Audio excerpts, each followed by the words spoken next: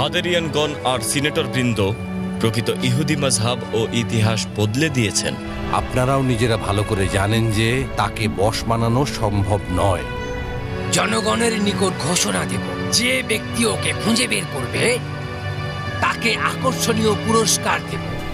হে বনি ইসরাইল, আমি মহান আল্লাহর দরবারে সাক্ষী দিচ্ছি, তোমরা যা কিছু বলছো সব ভুল বলছো। কেউ কেউ বলে যে তুমি খোদার পয়গম্বর।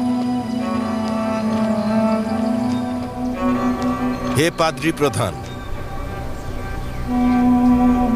কেন বিশৃঙ্খলা তৈরি করছো? তুমি কি দিওয়ানা হয়ে গিয়েছো?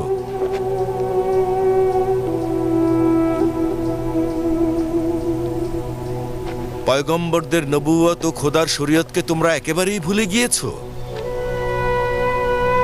মহান পরওয়ারদিগারের কসম, যেই সব লোক আমার সম্বন্ধে এই রূপ বলে আর আমাকে মানুষের ঊর্ধ্বে কিছু মনে করে, আমি তাদের দ্বারা প্রতিনিয়ত নিপীড়িত হচ্ছি।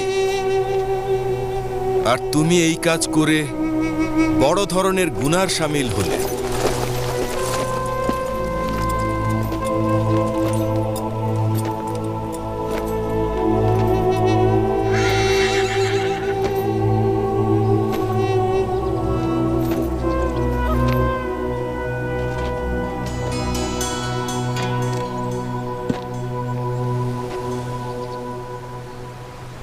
হে রোমের শাসক, হে জালিলে শহরের বাদশা, যদি আমাদের মহান স্রষ্টার ওয়াদা সম্পর্কে জানতেন তাহলে দেখতেন যে সেখানে লেখা রয়েছে মুসার লাঠি দরিয়াকে রক্তসাগরে রূপান্তর করেছিল,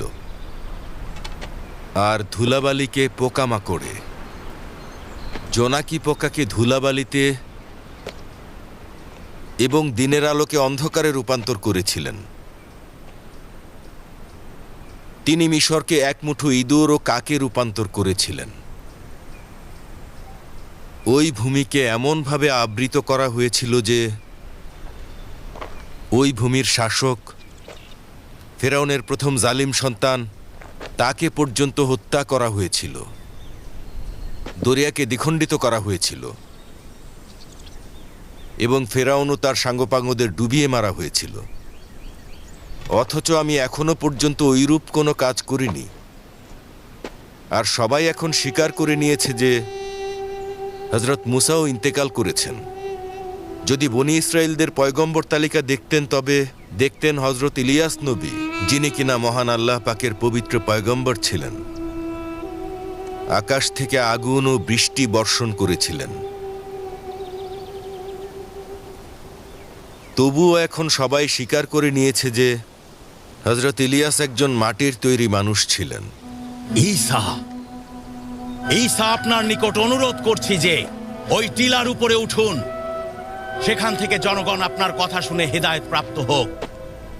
জনগণের উদ্দেশ্যে আপনি আপনার কথাগুলো সুস্পষ্টভাবে বলুন।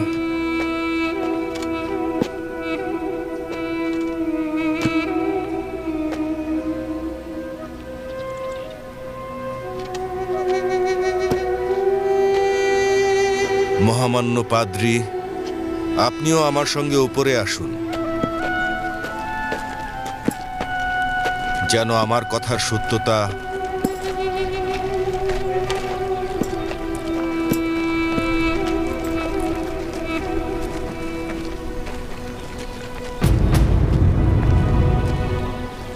আল্লাহ পাকের লিখিত আয়াত দ্বারা যাচাই করতে পারেন। খোদার জন্য কোনো কিছুই অসম্ভব নয়, কিছুই অজানা নয়। সঠিক ঈসা, আপনি একেবারে সঠিক কথাই বলে দিয়েছেন। ওখানে সবকিছু সেভাবেই লেখা রয়েছে। সেখানে লিপিবদ্ধ রয়েছে আল্লাহ পাক সর্বত্র বিরাজমান, আর তিনি ছাড়া অন্য কেউ নেই। তিনিই আমাদের মৃত্যু দেন এবং জীবিত করেন, আমাদের শেফা প্রদান করেন এবং যা কিছু চান তা করে দেখান। হ্যাঁ, আপনি যেভাবে বলছেন সেভাবেই করে থাকেন। সেখানে লিপিবদ্ধ রয়েছে যে খোদাকে দেখতে পাওয়া যাবে না এবং তিনি মানুষ থেকে অন্তরালে রয়েছেন, কেননা তার কোনো শারীরিক অবয়ব নেই, আবার তার কোনো পরিবর্তনও নেই এবং কোনো আকারও ধারণ করবেন না।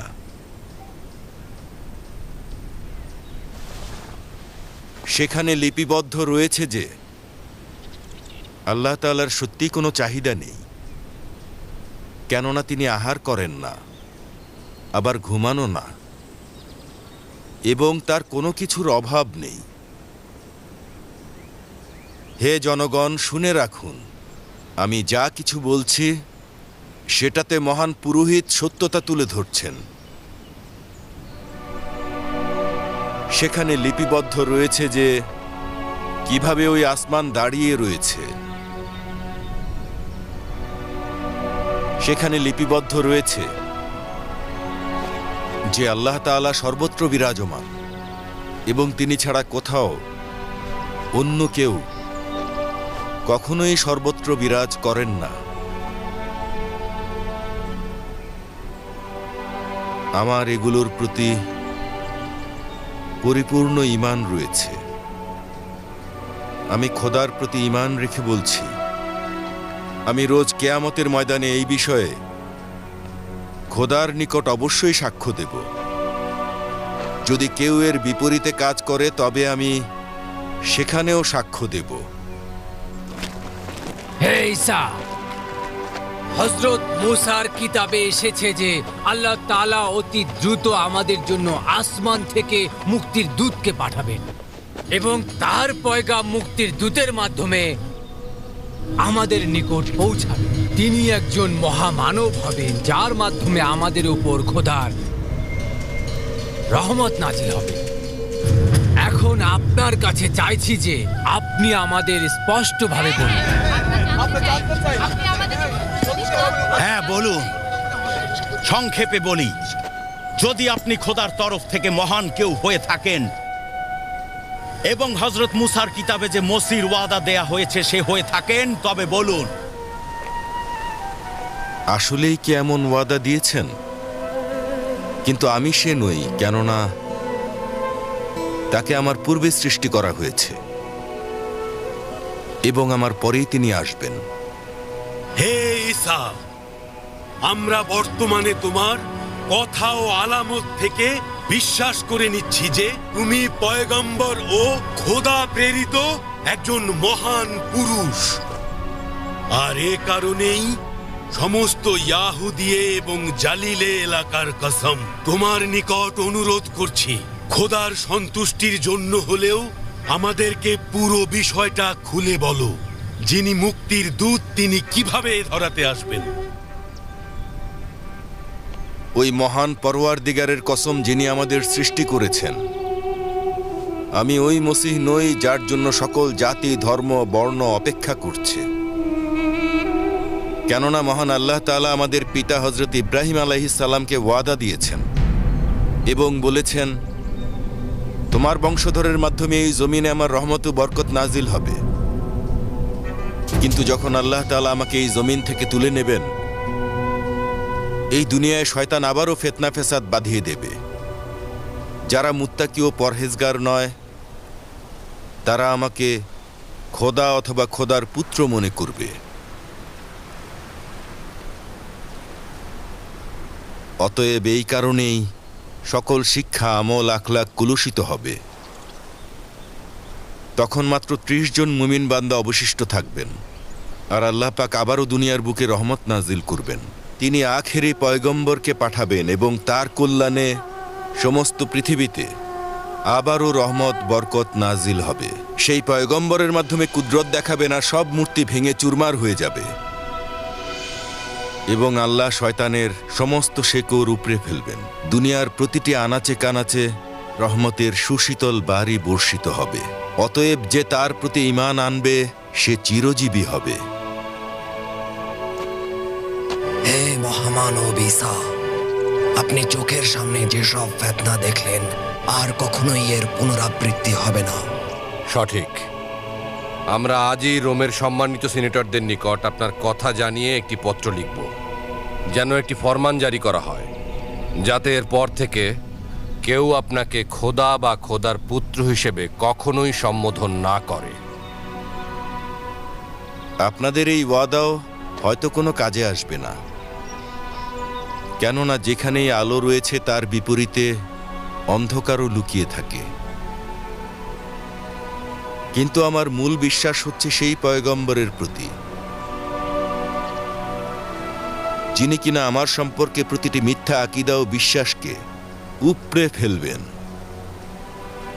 তার দিন প্রসারিত হবে এবং দুনিয়ার প্রতিটি প্রান্তে ছড়িয়ে পড়বে, কেননা হযরত ইব্রাহিম আলাইহিস সালাম এমনই ওয়াদা দিয়েছেন। আমাকে যে জিনিসটি স্বস্তি দিচ্ছে তা হলো তার দিন কখনোই বিলুপ্ত হবে না।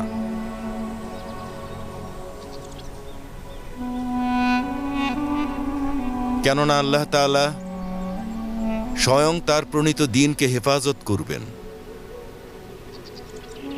তাহলে আপনি আমাদেরকে বলেন যে এই পয়গম্বর দুনিয়াতে আগমনের পর কি অন্য কোনো পয়গম্বর আসবেন? আল্লাহ তাআলার তরফ থেকে এই সত্যবাদী পয়গম্বর আসার পর আর কোনো পয়গম্বর আসবেন না। আচ্ছা, তাহলে এই মুক্তির মহামানবের নাম আমাদের নিকট বলুন। এটি তো আপনি অবশ্যই আমাদের বলবেন, তাহলে তো আমরা ভণ্ড নবীদের সহজে চিনতে পারব, তাই না? তোমাদের এব্রানীদের জন্য তার নামটি আশ্চর্যজনক হবে, কেননা আল্লাহ তাআলা তাকে ওই সময় সৃষ্টি করেছেন আর তার নূর আসমানে রেখে দিয়েছেন এবং বলেছেন, হে আহমদ, আপনার সম্মানে বেহেশত, দোজখ ও অসংখ্য মাখলুকাত তৈরি করব এবং আপনাকে প্রদান করব। যারা আপনাকে সম্মান জানাবে তারা সম্মানিত হবে, আর যারা অপমান করবে তারা অবশ্যই অপমানিত হবে। আপনাকে দুনিয়াবাসীর নাজাতের জন্য পাঠানো হবে। আপনাকে আমার নিজের পয়গম্বর হিসেবে আমি পরিচয় করিয়ে দেব। অতএব আপনার কথা সত্য ও সঠিক হবে।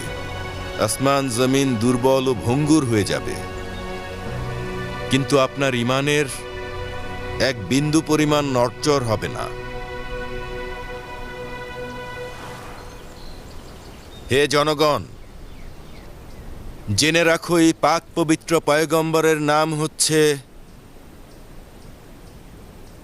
মুহাম্মদ। মুহাম্মদ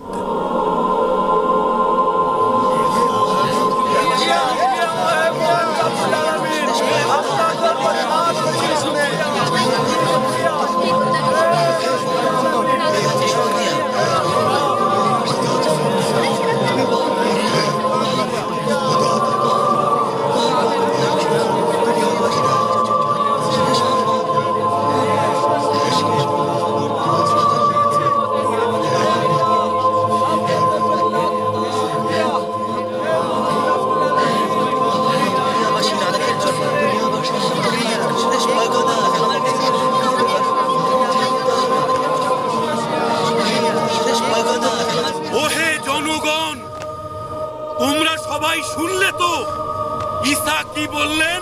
এখনই এই জনগণকে শান্ত করার উপযুক্ত সময়। আপনি নিজেকে আমাদের ও জনগণের নিকট খুব ভালোভাবে পরিচয় করিয়ে দিন, যেন আপনাকে চিনতে আমরা ভুল না করি। আপনারা তো আমাকে চেনেন। আমি ঈসা, মরিয়মের পুত্র, হযরত হারুন নবীর পরিবার থেকে এবং হযরত দাউদ নবীর বংশধর থেকে এসেছি। এমন একজন মানুষ যিনি মৃত্যুর ঊর্ধ্বে নন, এমন একজন মানুষ যিনি নিজের খোদাকে ভয় পান এবং তিনি চান সব সময় তার খোদার প্রতি আনুগত্য প্রকাশ করতে।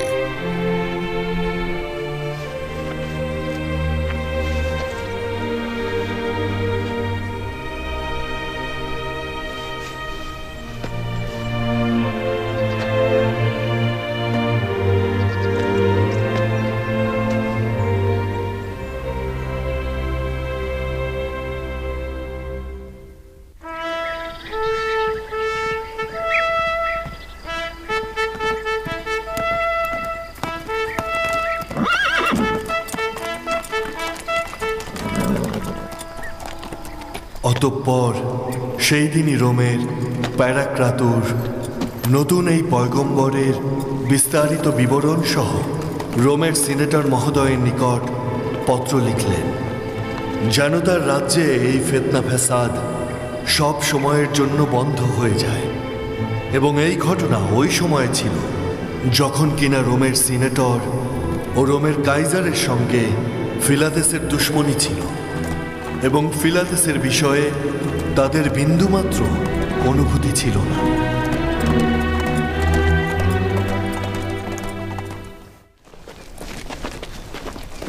দেখুন, আপনারা দেখুন, এই জিনিসগুলো ওই মা ও তার বাচ্চার মুখ থেকে বের করে এনেছি। আপনারা কেন হাত পা গুটিয়ে বসে আছেন?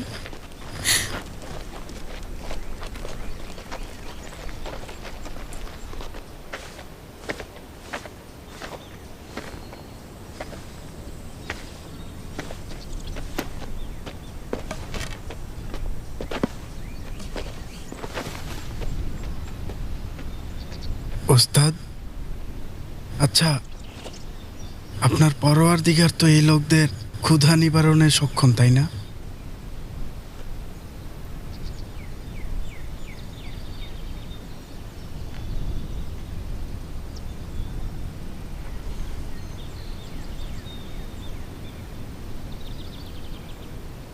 তার প্রতি যদি ঈমান এনে থাকো, তবে জাহেলদের মতো এইরূপ কথাবার্তা তোমার মুখে মানায় না। আমি কি এমন বললাম ওস্তাদ? এই লোকজন ক্ষুধার্ত, কোন রকম খাদ্য আর তাদের জন্য অবশিষ্ট নেই। ওস্তাদ, আমি নিশ্চিত যদি এইভাবে চলতে থাকে তবে ক্ষুধার জ্বালায় খুব শীঘ্রই এরা ধ্বংস হয়ে যাবে। আমার গোস্তাকে ক্ষমা করবেন, কিন্তু এরা সবাই আপনার সঙ্গে মোলাকাত করার জন্য এসেছে।